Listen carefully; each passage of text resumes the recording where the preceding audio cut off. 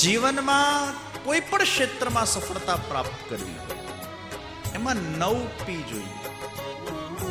અને આ 9 પીને તમારે આ 9 દિવસમાં મજબૂત કરીને જવાના છે.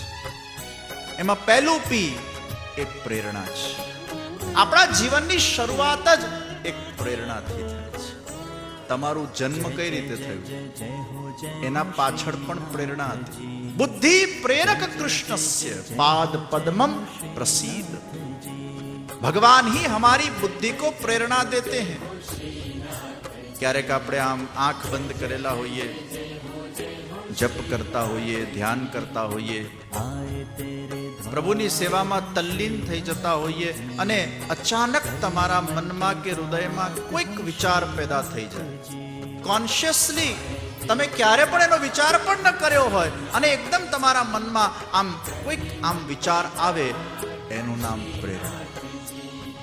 તમારા હૃદયના તારા હલવા લાગે, અંદરથી એક પ્રકાશ થવા લાગે, ઈશ્વર કંઈક તમને કહી રહ્યો છે એવી તમારામાં લાગણી પ્રગટ થવા લાગે. પ્રેરણા. જ્યારે આવી પ્રેરણાઓ આપણને થાય તે વખતે બસ આપણે એક કદમ આગળ વધીએ ને ઠાકોરજી 10 કદમ સામે ચાલીને આપણને લેવા આવી જાય. તો સબસે પહેલે પ્રેરણા. કોઈ પણ કાર્ય કરવાની તમને પ્રેરણા થાય, પણ યાદ રાખજો જ્યારે કોઈ સારી પ્રેરણા થાય ને ત્યારે વિશ્વાસ રાખજો પોતાના જાત પર અને પ્રભુ પર.